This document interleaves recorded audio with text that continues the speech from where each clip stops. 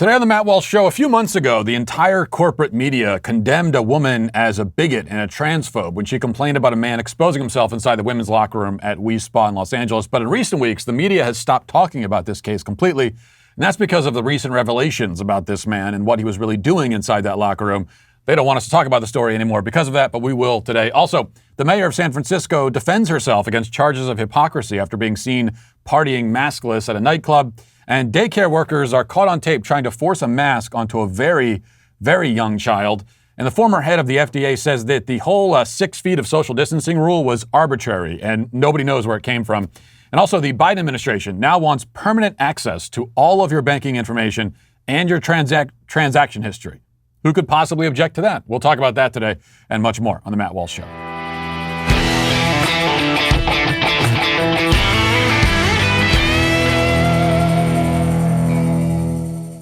Let's begin today with a trip down memory lane. I want to take you back to ancient history, to a time that our forefathers told us about, all the way back to June 24th, 2021. In those days of yore, something happened which the media certainly hopes to leave buried under the sand, out of sight and out of mind and out of memory. It was the incident at the Spa in Los Angeles. As you may still recall, if you're as old as me, and you can think back to all the way back to 3 months ago. The Spa was the site of controversy when a woman who goes by Cubana Angel on Instagram uploaded a video of herself confronting the spa staff over a naked man who exposed himself inside the women's locker room. She said that she was in the locker room along with a bunch of other women and young girls when the man entered and revealed himself in all of his maleness to the females in the room. To refresh our memories, let's watch a little bit of the conversation between Cubana Angel and the staff. Towards the end of this clip, you'll also get to see the mustachioed white knight gallop into the scene to stick up for the naked exhibitionist man in the locker room and condemn the woman for her bigotry and her transphobia. Let's watch that again. So it's okay. I just want to be clear with you. It's okay for a man to go into the women's section, show his penis around the other women, young little girls underage. Your spa, Spa, condone that. Is that what you're saying? Like I asked. So he could stay there. He could stay there. What sexual orientation? I see a d. It lets me know he's a man. He's a man. He is a man. He is not no female. He is not a female. He is not a female. Give her money back. Are you talking about a transgender person? There's no such thing as transgender. He has a okay? He has a penis. His penis is hanging out. Okay, no, I'm not one. Actually, I'm a woman who knows how to stand up and speak up for my right. As a woman, I have a right to feel comfortable without a man exposing himself, okay? No, you go somewhere else. Okay, so that's right. No, he's not a transgender. He has a penis, just like you do. Are you? So I understand. No. Yeah. Okay, it's not okay. It's not okay. Okay, that's traumatizing to see that. I'm a woman. I think this is a place right here, I'm told, only for women. So how dare you sit up here and tell me I don't have a right as a woman to defend? If it's a transgender. I'm telling you, he has a penis, a full and testicles. Okay. And my favorite thing about that video has always been when you hear the white knight in the background and you don't see him yet, and he says, "Are you talking about the transgender person?" And then the camera pans over, and before you see him, you have an image in your head of what this guy is going to look like, and he looks exactly like him. It's like a premonition, you know exactly what he's going to look like, and he looks like that. And then you got the smarmy look on his face the entire time, while this woman is trying to explain basic biology. No, he has a penis and testicles. That's a man. That's a man. And the white knight's standing there like, oh, okay, all right. This condescending look, as if he's the one talking to a crazy person, when it's the other way around. So the staff was against her. The white knight was against her. A man had stripped off his clothes in front of her without her consent, and most of the people in the building were taking the man's side. And this pattern would hold true on a larger scale. The left-wing social media mob, the entire mainstream media, along with the Antifa terrorists who showed up at the Spa in the following days to assault and intimidate the small group of protesters who came to support Cubana Angel and the other female victims in the case. All of these groups condemned the women as bigots and transphobes, even as hoaxers and scam artists. Here's a quick sample of some of the headlines related to this incident. From Slate, violence over an alleged transphobic hoax shows the danger of underestimating anti-trans hate. The Independent, LGBTQ advocates suggest alleged trans exposure incident at the LA spa was faked. Pink News says, bigot screaming at spa staff for not being transphobic sparks furious protests. The Guardian, a nightmare scenario, how an anti-trans Instagram post led to violence in the streets. And the New Republic, how Tucker Carlson and a story about a possibly fictional trans person fueled 2 weeks of violent right-wing protests. There was an article in The Advocate titled, "Was Trans Nudity Incident at Los Angeles Spa Staged?" And this article actually suggests that the whole thing may have been a right-wing false flag operation. This was published on July 9th. The piece reads, "A trans activist and journalist writing under the pseudonym Robert Lansing says the whole thing may have been an elaborate hoax. Quote, a source at the spa told The Blade there's no record of any of its usual transgender clients on its appointment guest list on the day in question. Lansing wrote in an article published on Wednesday, treatment at the spa is by appointment only, and most of its transgender clients are well known to the staff. Also, anonymous sources with the Los Angeles Police Department told Lansing there's no corroborating evidence that a trans person was at We Spa that day. No obviously trans person can be seen in the video, and no other clients have offered evidence either. A woman falsely accused of being the trans woman who so offended Cubana Angel has been harassed and received death threats. Quote, it also remains a possibility that there was a person unknown to the We Spa staff who pretended to be transgender to create an inciting incident," Lansing continued. In 2015, anti-transgender activists in Washington state deliberately encouraged men to enter women's facilities. One cisgender man entered a swimming pool changing area wearing only board shorts while claiming that he had a right to be there. He was removed from the premises without charges being filed. Ah, yes. So it didn't happen, but if it did happen, it was a right-wing conspiracy. That's what they decided to go with. They also claimed that there's no evidence that this trans person exists, even though multiple women can be heard in the video reporting that they just saw the guy's penis in the women's locker room 5 seconds earlier. Apparently, multiple women testifying to their experiences does not count as evidence. That's no evidence. At least it doesn't count as evidence when the person being accused is trans. If the person accused was a straight, white, conservative male, a quote-unquote cisgender male, as they say, all it would take is one woman testifying to something that allegedly occurred at any point within the last half century. And that would qualify not just as evidence, but as indisputable proof. That's the way these things work, as we have seen. Now, the headlines just cited are some of the more egregious examples, but every headline about this case in the left-wing press was along these lines. They all agreed that the women who complained about the transgender person were hateful transphobes, that the whole thing was probably some sort of hoax. That was the media's spin until the last few weeks, when they suddenly stopped talking about the story altogether.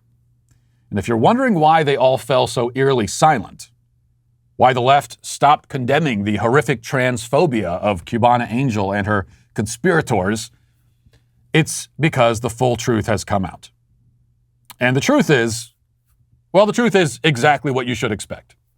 The quote-unquote trans woman who entered the locker room that day is a sex offender with a long history of allegations and convictions.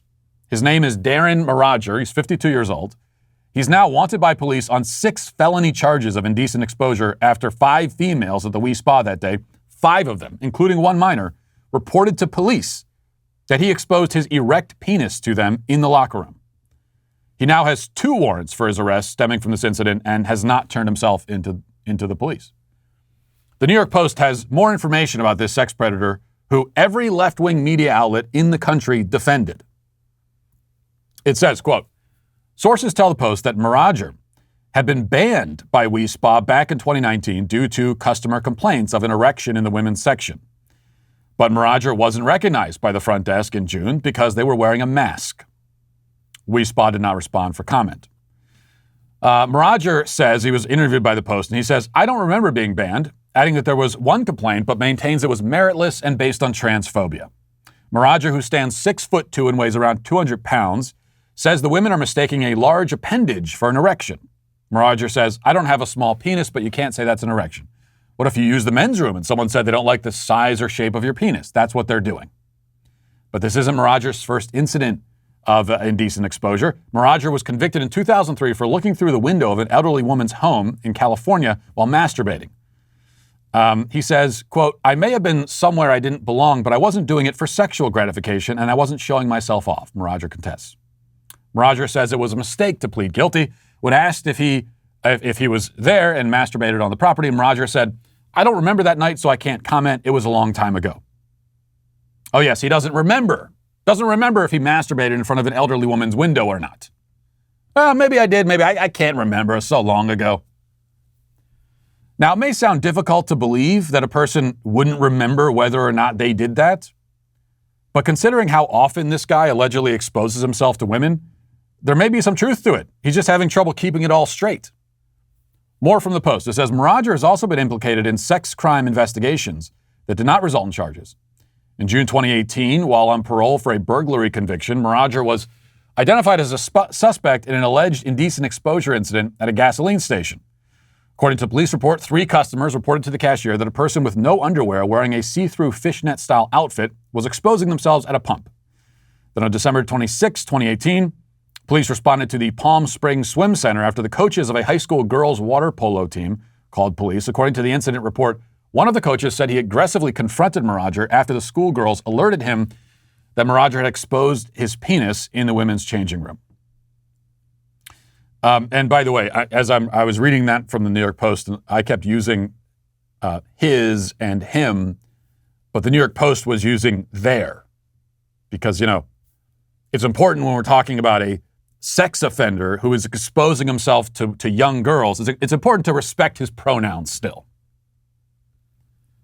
So to review, a 52-year-old male sex predator with a long history of harassing women, including the elderly and children, entered a female locker room, exposed his erect penis to a group of women and a child.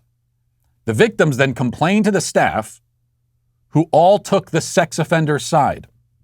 And the media took the sex offender's side. The left took the sex offender's side. What's more, they said that if a male sex pest shows his erection to you in the locker room, it is your responsibility as a woman to accept him as a woman. A woman with an erection, to be specific. This is the actual position of the corporate press and the entire American left wing.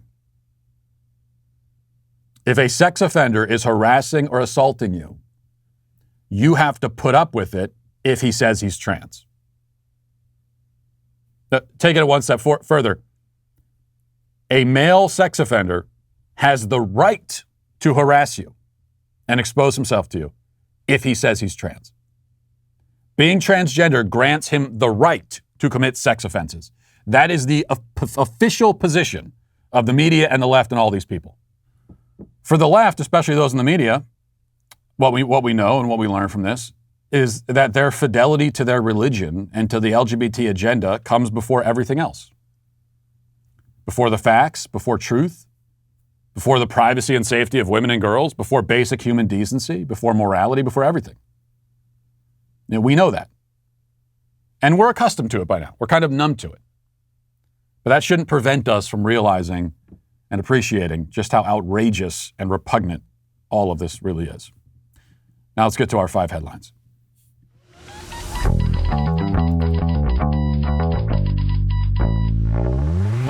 Well, you've all heard me talk plenty about MyPillow, which, it's a uniquely comfortable product that you just have to try to really experience. And once you have tried MyPillow, you're not going to want to ever use another pillow again, I can tell you that. Well, MyPillow has done it again by introducing their new My Slippers. MyPillow has taken over 2 years to develop their My Slippers, designed to wear indoors and outdoors all day long, made with MyPillow foam and impact gel to help prevent fatigue.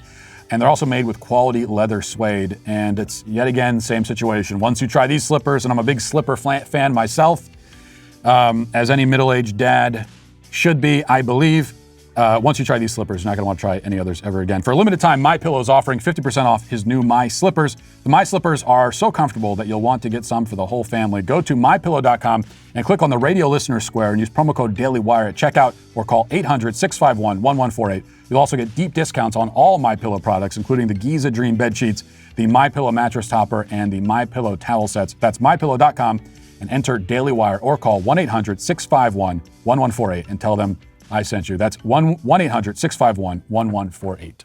By the way, I know I'm like maybe a year behind the times, but I wanted to mention I finally saw the movie Tenet with Christopher Nolan over the weekend. You have to understand, it's a high pressure situation for me when I'm sitting down with my wife to watch a movie, because to convince her to watch a movie is already, there's a lot of convincing that goes into it, because she's one of these people, very common these days, doesn't want to watch a movie.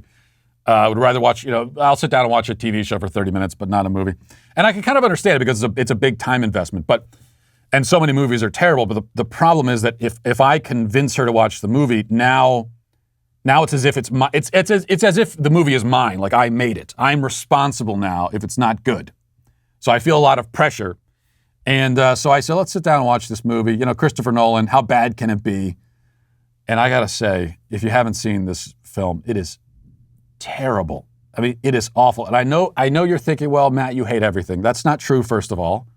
I don't hate, there are some things I like. I like fishing. I like the color blue. I like books about Arctic explorers. I like 2 or 3 other things. So there are things that I like, but this is just really bad. Christopher Nolan has always had this idea with his movies that for some reason, you shouldn't be allowed to understand the dialogue in the film. He thinks that the dialogue should be a mystery. So all his characters are always speaking in these muffled voices. It sounds like they have blankets over their heads. Or like listening to the movie, it's like listening to someone, it's like trying to have a conversation with someone 2 rows up from you on a plane during takeoff. And I guess in this movie, what he said is, well, I already make the dialogue unintelligible, so let's make a movie where the entire plot and the character's motivations and everything about it is completely incoherent, and nothing that is happening in this movie makes any sense whatsoever. It's one of those movies I think that it impresses a very specific IQ demographic. So if you're sitting at like a 90 to 95, not incredibly stupid, but also not smart, then you'll watch this movie and you'll think that it must be a smart movie, and so it must make sense. And so you're going to be kind of like a person looking at the clouds, trying to discern shapes in the clouds. But if you're a little bit smarter, you watch it and you go, oh no, this is all just total nonsense. So really bad, but still better than any Marvel movie. I'll give it that. All right, so there was supposed to allegedly be a right-wing rally in D.C. To commemorate January 6th or something or another on Saturday. The thing is that nobody had heard about this rally. I'm a right-winger, and I have my ear to the pavement. I kind of hear about these, if there's going to be a big conservative right-wing protest somewhere, you'd think I'd be the kind of person that might hear about it. You'd think you would hear about it, but no one had heard about it. Nobody knew it was supposed to happen. Only the media knew about it. So the media showed up on Saturday in D.C., and the police showed up, and lots of feds showed up, we can assume, and really nobody else. Here's the Reuters report about this so-called protest. Let's watch. Police vastly outnumbered protesters around the U.S. Capitol on Saturday at a sparsely attended rally by supporters of people who breached the building on January 6th, trying to overturn former President Donald Trump's election defeat. About 100 to 200 protesters showed up for the Justice for J6 rally, far fewer than the 700 organizers had expected, and the thousands who brought mayhem to the Capitol on January 6th. As part of an effort by some of Trump's far-right supporters to rewrite the history of January's deadly mob assault, speaker after speaker on Saturday insisted that hundreds of rioters arrested that day were, quote, political prisoners.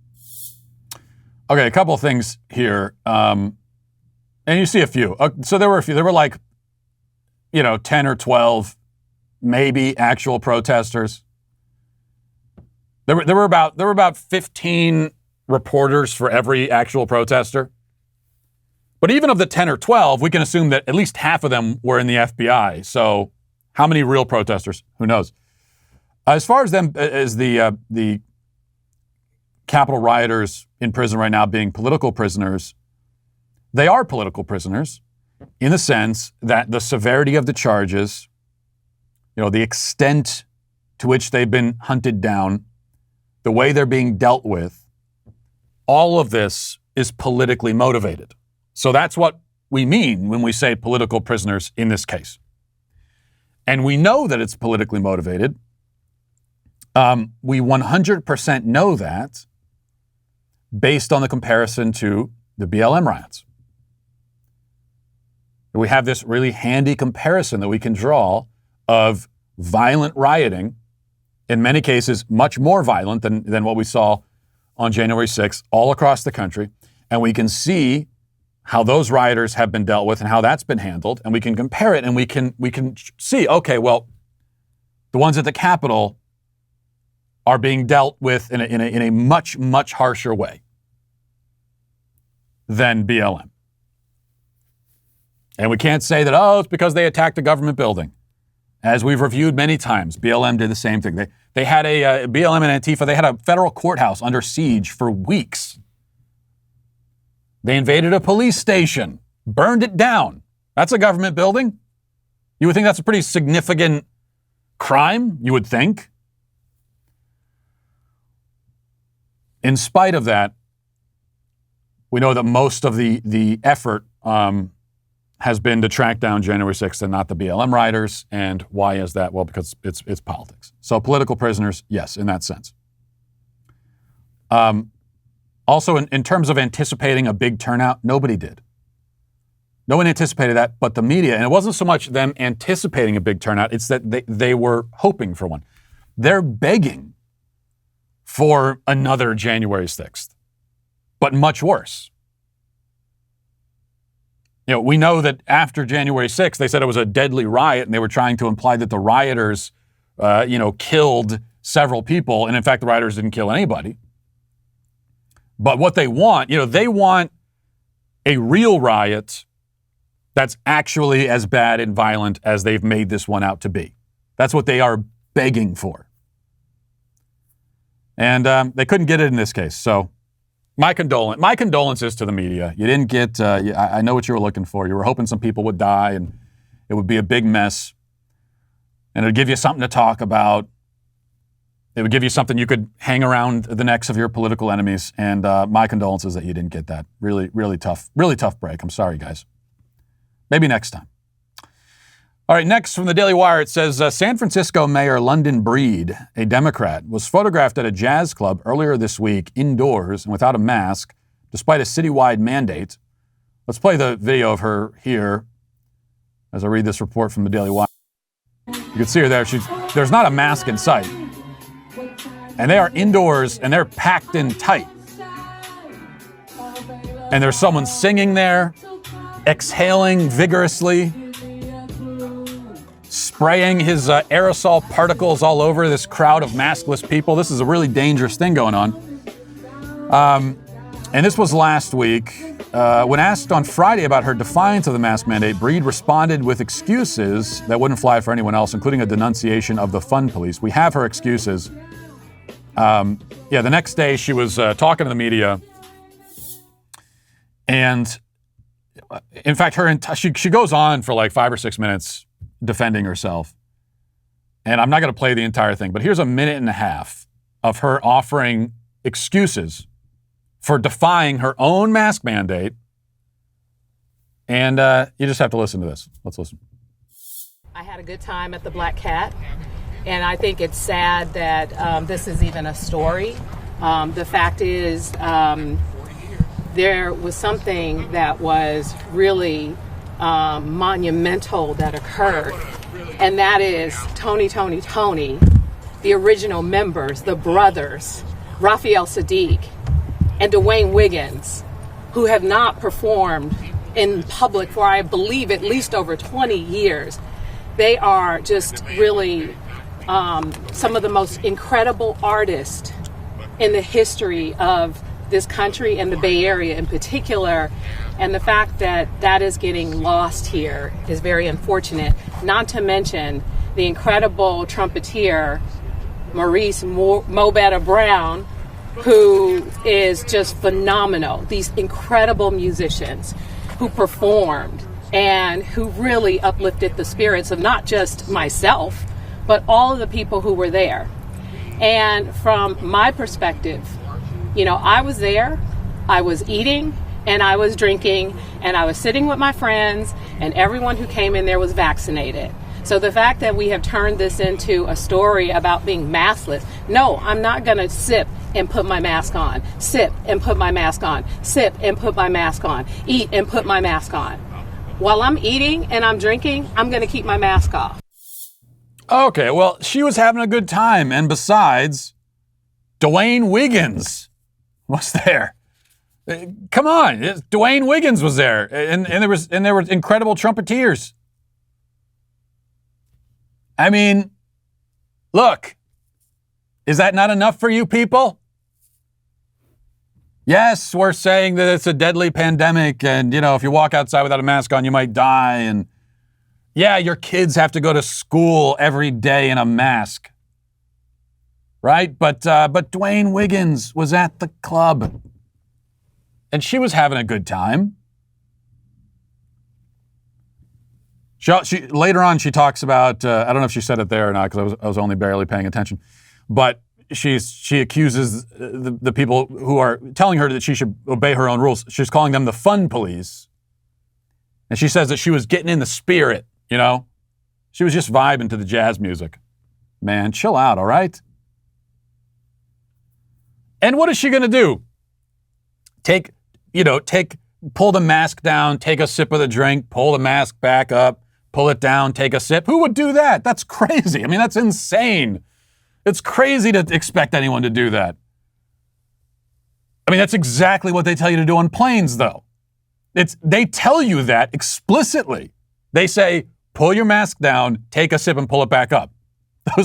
That's verbatim instructions from flight attendants on planes. Now, she's not on a plane, granted, but has Mayor London Breed come out and said how she feels about these kinds of regulations on planes?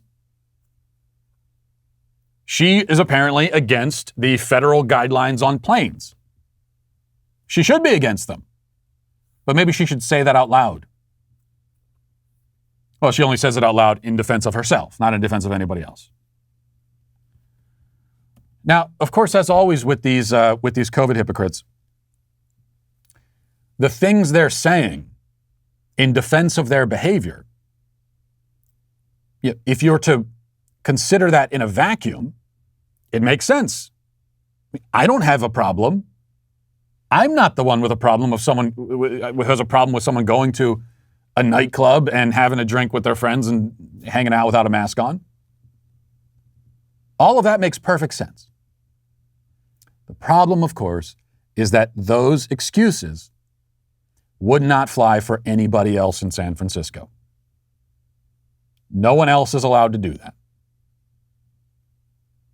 No business is allowed to say in San Francisco, I'm not going to abide by the mandates because I just want my customers to have a good time. They should be allowed to say that, but they can't. Only Mayor London Breed can say that. Because all animals are equal, but some are more equal than others, to quote Animal Farm. Animal Farm, which, by the way, I think if we're looking for an Orwell comparison and everyone goes to 1984 and there's certainly a lot that's analogous there, many comparisons, but I think Animal Farm more and more is the better comparison. But she doesn't apologize. And that's the other thing we always see with Democrats in general. Never apologize. Just double down. Maybe a lesson there for the rest of us. More hypocrisy on COVID. The Emmys were last night, and we're just going through all of the awards ceremonies and galas, and we had the VMAs last week. No one cares about any of this. Nobody watches any of it anymore. But they're still gonna throw these really even they don't have the ratings anymore to justify it, but they're still gonna throw these parties for themselves, because it makes them feel important, and that's what it's really all about. But they were indoors, maskless, at the Emmys. And then Seth Rogen gets up there and he calls them out for this. And he's getting a lot of credit for this online. You know, the social media is impressed with Seth Rogen for his courage and standing up there and calling out his fellow celebrities for their COVID hypocrisy. But I'm not quite as impressed as everybody else seems to be. Let's listen to Seth Rogen first. Anyway, good to be here at the Emmy Awards. Let me start by saying there is way too many of us in this little room. What are we doing? They said this was outdoors. It's not. They lied to us. We're in a hermetically sealed tent right now. I would not have come to this. Why is there a roof? It's more important that we have 3 chandeliers than that we make sure we don't kill Eugene Levy tonight.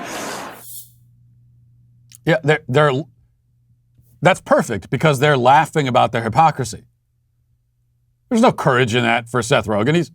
He's saying, yeah, we're hypocrites. Isn't that hilarious? And everyone's laughing hysterically at it. He said, I wouldn't have come to this if I had known. Really, when you're like walking down the red carpet and you've got your fancy orange suit on, you didn't notice the building. You could you could leave any time. Do they have you at gunpoint on stage? I wouldn't be here right now if I knew it was going to be like this. And then he stays there for another 4.5 hours. Yeah, that's what we have to understand. They think that their hypocrisy is funny. It's just a joke. There's nothing remarkable about that except that they're doing it on TV with the cameras rolling, laughing about their own hypocrisy. But they don't care. Here's what we have to understand about the elites. They just don't care if you're upset about it. Mayor London Breed. I hate to even call her an elite as the mayor of that garbage crap hole San Francisco. But, you know, in a sense of being in charge of the city, she is. So they don't care if you're upset about it. They don't care if I'm upset about it. Because to them, we are subhuman. Our opinions don't matter at all. And all of these rules are for us because we can't be trusted. See, Mayor Breed, she can make judgment calls. And she knows that she's vaccinated, and she knows that this is a reasonable thing to do, and it's not a great risk and everything else, and she just wants to go and have a good time. That's discernment. That's a judgment call. She can do that. She can make that judgment call. She trusts herself. She trusts her friends to do that. But she doesn't trust you because you're nothing but a peon. You're barely human to her. That's the way they view it. Speaking of, here's actual subhuman behavior. This is a viral video that will really make your blood boil. We played the video last week of the kid on the plane being forced to wear a mask, and you might have thought it can't get any worse than that, but it can. Here's a very young child at a daycare center. And when I say very young, I mean this kid looks to be under 2, maybe 18 to 20 months or somewhere in that range. And he is screaming while the harpies at the daycare center try to put the muzzle on him. Let's watch some of this video. Put your mask on. No, you gotta wear it on, honey. No, you gotta keep it on. Put your mask on. There you go. Keep it right there. Yay, Mason! Yay! Keep it on, Mason. Look, we're gonna keep it right here. Nope.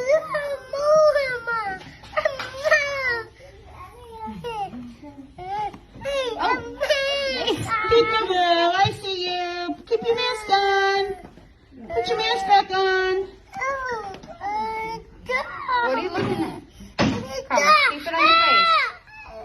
You gotta keep it on your face until we go outside. That's just ungodly rage. It fills me with watching that. As a parent, I don't even like it gives me heart palpitations just to see a kid that age with anything around his neck. Okay? And if you have any experience with young kids, you know that that's not paranoia. I mean, If it's paranoia, it's less paranoid to be worried about that than it is to be worried about COVID for a kid that age. I would be more worried about him having that thing around his neck and it getting tangled and somehow he ends up choking himself. Well, I mean, with kids that age, one of the most dangerous things in your home is the cord on your blinds. Kids get their necks wrapped around that and essentially hang themselves. These kinds of things happen. So that alone is a reason why I wouldn't put that mask on a kid. And there are about 100 other reasons on top of it. Now, a child, as I said, I think under 2 years old, we don't know the exact age. He doesn't have full words yet, you can tell. Which means he also can't understand everything that's being told to him. So there's no way to communicate to a child that age why he needs to wear a mask. Which means that kids that age, they're either not going to wear the mask. That is a normal, healthy child reaction to putting something on their face like that. Have you ever tried putting like a hat on a kid? Forget about something on their face. Try putting a hat on their head. Or it's raining out and, they've got their little rain jacket on. You try to put the hood up so they don't get their hair wet. How long does that thing stay on there? 10 seconds? Now, how in the world would you keep something on their face if you can't even keep something on their head?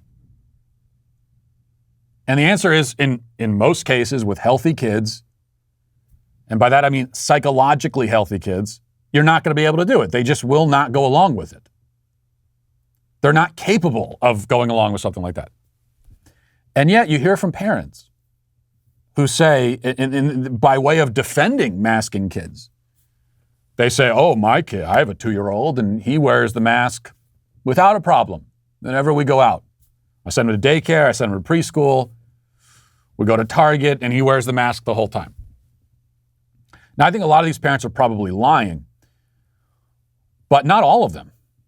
Now, I have seen kids that look as young as that or younger walking around, places with masks on their face and not really fidgeting much with it. And so you just have to think, what did those parents and the adults in that child's life, what did they have to do to that child to make him cooperate with this? It's bone chilling to think about. The psychological abuse, the amount of fear that they would have to instill in a child to get a child that age to cooperate with something like that. You would have to absolutely scare them senseless repeatedly. You would have to drill this fear into their little heads. And it would have to be a terror campaign that you're waging against your child consistently until it really sinks in.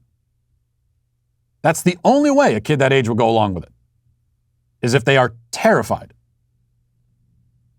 that if they don't take the mask off, they'll die. And you got to really try to get that message into their heads. And then once you've done that, there's no recovering from that psychologically. You have really and truly emotionally and psychologically scarred your kid. Permanently. You've caused developmental, psychological developmental issues that aren't going to magically go away. Of all the things we worry about, we hear about people being emotionally traumatized and psychologically traumatized. And we hear about our kids are going to be traumatized if they get a failing grade on a report card. And so we got to get rid of the grading system and all this kind of stuff. All of the worrying we do over trauma and the way that the word trauma is so abused and misapplied. And yet here is an actual example of it. That is real trauma that you are inflicting on a child. And of course, we know that the exact same people, there is an almost 100% overlap between the people who think that a failing grade will traumatize a child, so we got to get rid of the grading system, and the people who think that it's not traumatizing at all to force a very young child to wear a face mask and to tell him that if he takes it off, he might die. All right, finally, Doug Gottlieb is the former FDA commissioner, and he has some information on the origins of the 6 feet social distancing guideline. Or rather, his information is that there's no information on the origins because nobody knows the origins, but let's listen to him. And you're right, the 6 feet was arbitrary. The 6 feet was arbitrary in and of itself. But if the administration had focused in on that, they might have been able to affect a policy that would have actually achieved their outcome. But that policy-making process didn't exist.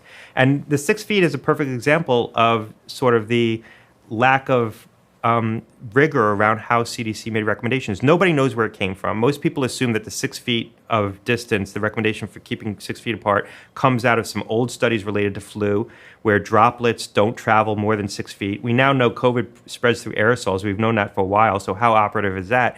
The initial recommendation that the CDC brought to the White House, and I talk about this, was 10 feet. And a political appointee in the White House said, we can't recommend 10 feet. Nobody can measure 10 feet. It's inoperable. Society will shut down. So the compromise was around 6 feet. That's bureaucracy for you. I can think of if you want to understand what bureaucracy is, if you want to understand the problem with bureaucracy and being governed by a bureaucratic state, watch that video. That's it right there in less than 60 seconds. This is a policy that was put in place and that we have been forced to reorient our lives around this policy. Businesses have been shut down across the country permanently because of this policy of social distancing, and not all businesses could enforce it or could operate around it. And so here's a policy that has had enormous impact on everybody's life, devastating impact, put in place by the government, and nobody knows who came up with it or why. That's how bureaucracies work. They're designed this way. They are designed bureaucracies are groups of people, but the idea is that the groups of people can do things, but no individual in that group will be responsible for those things having been done, which means that nobody is ever held accountable because there's nobody to hold to account. There's not like one guy you can look to and say, well, he's the one who told us about this. Every once in a while, if they're really feeling the heat, they'll offer up some poor sap, some sacrificial lamb, and they'll say, "Oh yeah, it was all this guy's fault. We didn't know this guy's name until 30 minutes ago. But yeah, it's his fault." So every once in a while they'll do that, but in terms of holding the real responsible parties to account, never happens because, as far as the bureaucracy is concerned, the bureaucracy just sort of acts. It just does things. And it never filters down to one individual person. Of course, you would think that if that's the case, at least the people running the bureaucracies, Fauci, for example, well, maybe we could hold them accountable. But we can't hold them accountable either because they can always point down the food chain. And once you get down the food chain, the accountability just sort of evaporates into thin air. So 6 feet of social distancing, this is based on no science, completely arbitrary. There's no reason to have been following it. And yet, even now, you're anti-science if you question it. I could probably go on Twitter right now and say 6 feet of social distancing is arbitrary and nonsensical and not rooted in science. And, I would be suspended from the platform for misinformation. All right, let's move now to reading the YouTube comments. Who's rocking polka dot and flannel shirts without shame? Do you know their name? They're the Sweet Baby Gang. Oh, that was sudden. Can we find a happy medium? It's like, that's too short. Before it was too long. I just don't know what I want, I guess. Can't make up my mind. All right, let's see. Prill says, he's talking about the national divorce idea that we discussed on Friday. He says, unlike most real divorces, this one would be the kid's fault entirely.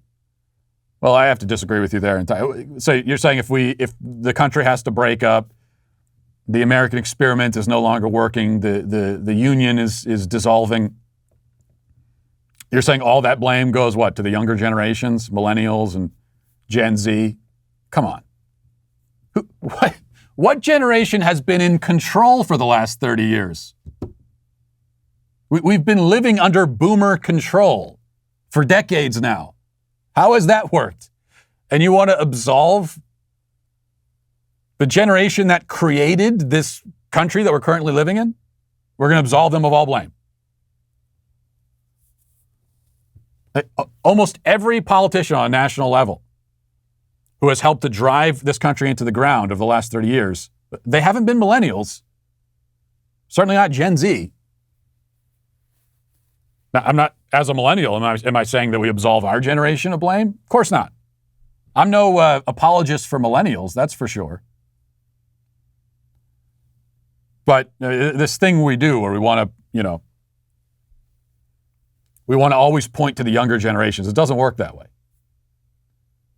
It's like you're handing off a vehicle and the vehicle is already on fire and you're giving it to the next generation and they take it around the block a couple spins and they bring it back and the fire is there's a little bit more smoke billowing out of the engine and you go, what'd you do with my car? What happened to my car?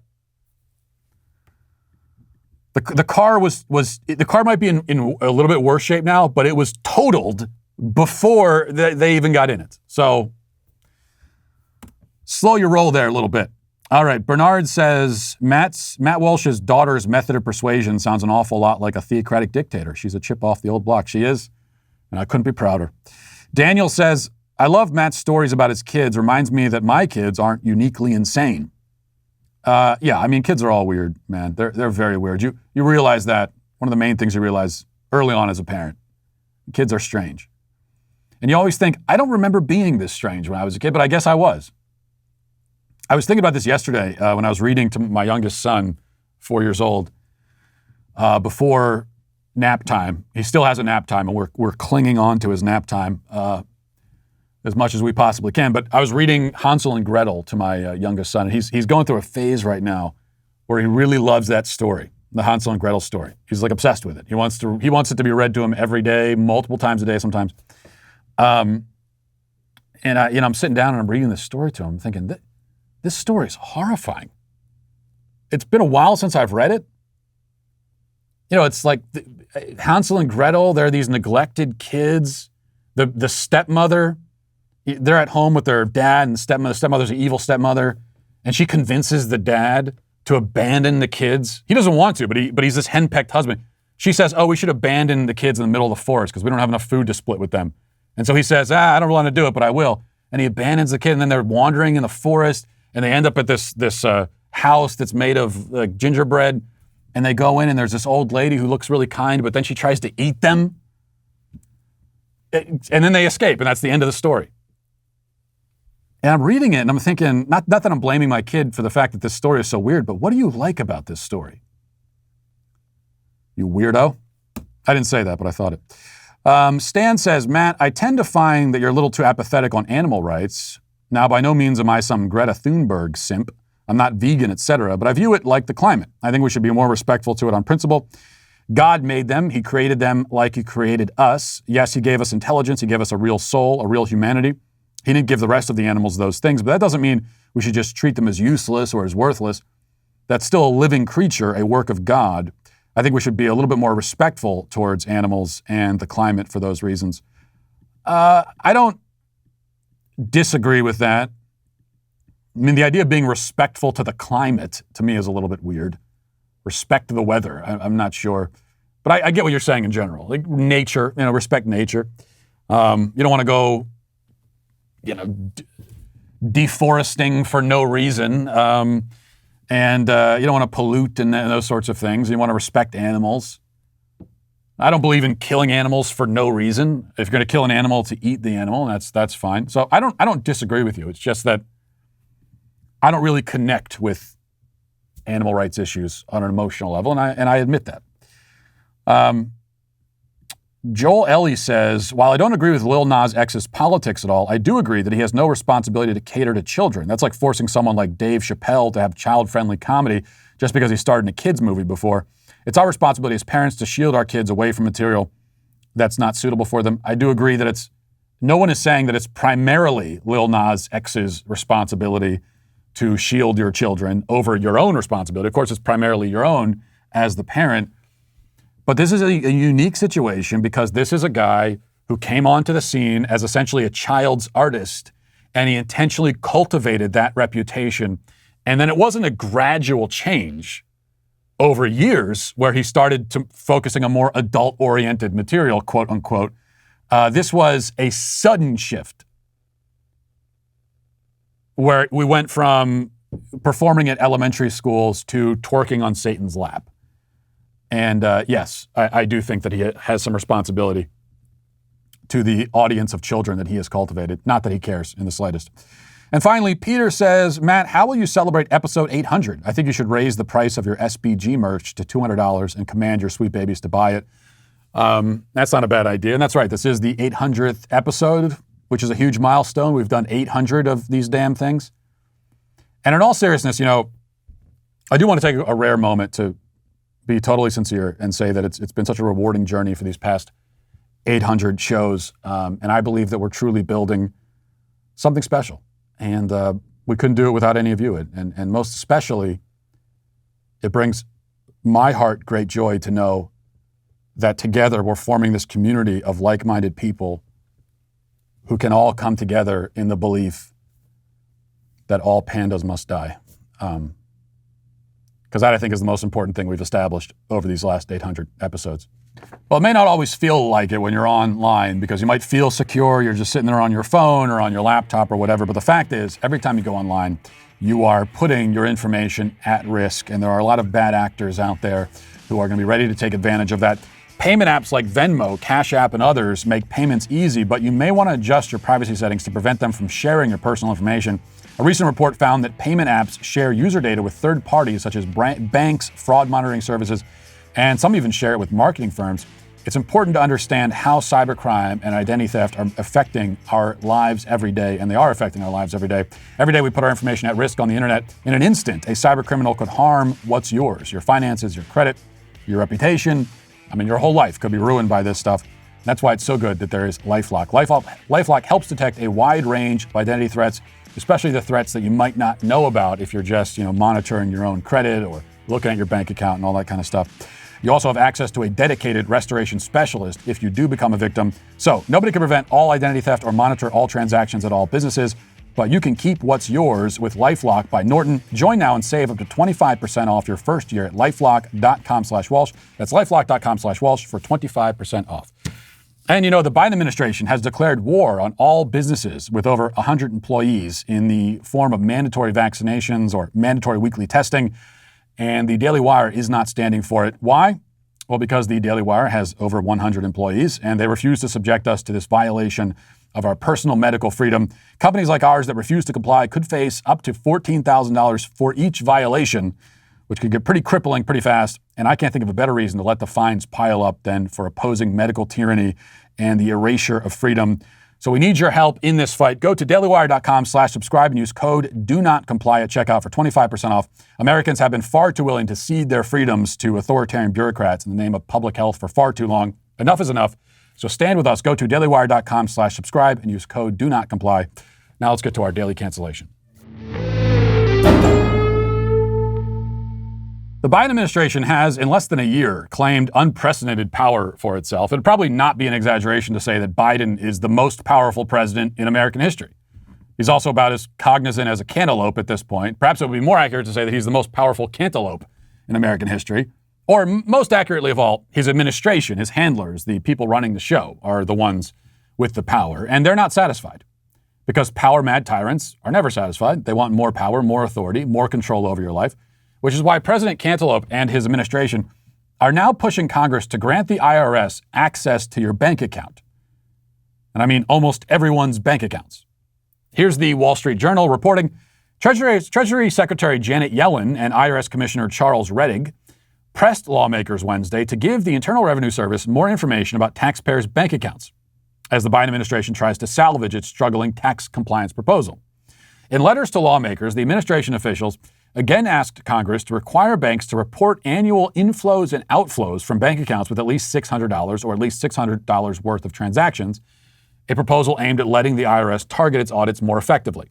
It would generate about $460 billion over the course of a decade to cover the cost of Democrats' planned expansion of the social safety net and climate change policies, according to the administration. So, if you're one of those wealthy fat cats with more than $600 in your account, then the IRS wants to know about all of your inflows and outflows. Okay, no big deal there, really. Nothing major. They just want to know your entire transaction history. They want to know about every dime you receive and spend. That's all. Now, there are some who have raised objections to this plan, if you can imagine. They seem to care about silly things like privacy and fundamental human liberty and other superfluous concerns. The IRS has a response to all of that. From the Wall Street Journal again, it says, quote, Treasury officials have been trying to respond to those concerns, pointing to research showing that tax compliance is higher when people know that the IRS has independent sources of information about their finances, such as W-2 wage reporting. A reporting regime that is broad-based will better assist the IRS in targeting enforcement priorities on the high end who accrue income in opaque ways, Ms. Yellen wrote Wednesday in one of the several letters from the Treasury officials to Ways and Means Committee Chairman Richard Neal. Quote, any suggestion that instead this reporting regime will be used to target enforcement efforts of ordinary Americans is wholly misguided. Financial institutions currently must report interest, dividend, and investment income to the IRS. The IRS can also get bank account information during audits. Ms. Yellen contended that compliant taxpayers would actually benefit because they would have a lower risk of a burdensome audit. She wrote that compliance costs wouldn't be high because the IRS and banks would just expand a current reporting structure for interest income. Well, there you go. They need access to all of your accounts and your entire transaction history because it will help you be more obedient. And the good news is that if you are obedient, then you have nothing to worry about. In fact, if the IRS is allowed to have access to your accounts, then maybe they won't need to audit you. If they don't have access, then, they're going to have to audit you. Of course, the reason they won't audit you if they have access to your accounts is because they're already auditing you. What is being proposed here is a permanent audit of nearly every tax-paying American forever. Over a decade, we're told that this will generate $460 billion in additional revenue because they'll be catching all of those dastardly cheaters and everything. $460 billion in a decade is what they're talking about, which the government will then spend in 1 month. So that's the deal. You forfeit all of your financial privacy, all of it, and go under a permanent IRS audit, and in exchange, the government over the course of 10 years will raise enough additional money to run its operations for 4 weeks. Who could possibly object? Well, I'll tell you who is not objecting. The conservatives over at the Bulwark. Conservatives, quote unquote. The Bulwark, founded by Never Trump conservatives and so named because it's supposed to be a bulwark, a last defense, heroically preserving conservatism, published a piece on Friday by conservative, quote unquote, Jim Swift, defending this IRS proposal and accusing all who oppose it of being in league with tax evaders. Swift writes, quote, what the Democrats want to do is give the IRS more knowledge about where and how money flows. As the IRS commissioner wrote last month, more and better data will provide the IRS with a lens into otherwise opaque sources of income with historically lower levels of reporting accuracy. In opposing this measure, Republicans claim they're standing up for privacy and for people who don't yet have bank accounts, but hypothetically might someday. But they are really covering for tax cheats. Bottom line, will giving the IRS the ability to catch tax cheats with accounts with balances over $600 make a dent in the tax gap? Yes. Will it impinge on your freedom? Not significantly, no. Oh, okay. So you see there. The Democrats simply want complete and permanent access to your financial information because it will help close the tax gap. Will it take away your freedom? Not significantly, no. Then again, Biden could put us all in chains and lock us in the White House dungeon, and Jim Swift would still be there, chained to the wall with a rat nibbling at his toes, and scolding the rest of us for complaining about it. This is for your own good. Listen to me. I'm the real conservative here. Now, obviously, if concepts like financial freedom and privacy mean anything, I mean, if they have any value, any meaning, then we can't submit to a plan like this. You can only support this plan if you fundamentally oppose the idea that we, the citizens, should be able to keep anything private from our government overlords at all. What about the tax gap? What about catching tax cheaters? Well, the IRS will have to use the already considerable tools at its disposal to do that. Though I have to confess personally, I don't really care if people are cheating. I'll tell you that right now. The idea that tax cheaters are measurably harming the country by depriving the government of their income is absurd when you consider the fact that the government already collects $3.5 trillion a year in taxes. If it can't figure out how to keep itself operational with $3.5 trillion a year, and it can't because it spends almost double what it takes in, then the problem cannot be solved by giving it more. This is a fact of life that holds true at every level. If you're not responsible with a little bit of money, you're not going to suddenly be responsible when you have more money. This is one of the reasons why people who win the lottery, the lottery almost always ruins their life. Because if you're playing the lottery, it probably means that you're not responsible with your money. And if you're not responsible with the little bit of money you have, and now you have $50 million or $500 million, it's going to ruin your life.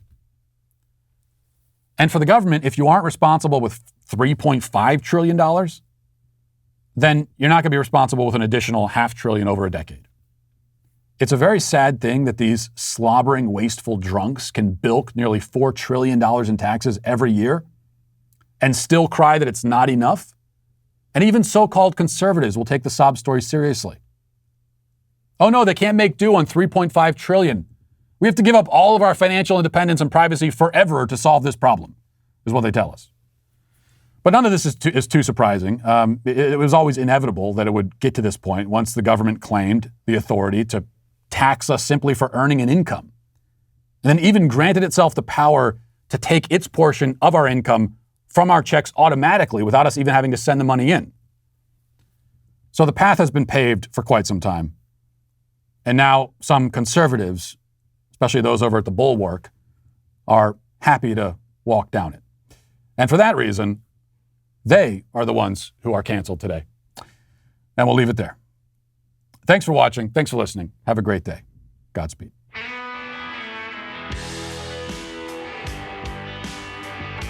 The Matt Walsh Show is produced by Sean Hampton, executive producer Jeremy Boring. Our supervising producer is Mathis Glover. Our technical director is Austin Stevens. Production manager Pavel Vodosky. The show is edited by Ali Hinkle. Our audio is mixed by Mike Coromina. Hair and makeup is done by Cherokee Hart. And our production coordinator is McKenna Waters. The Matt Walsh Show is a Daily Wire production. Copyright Daily Wire 2021.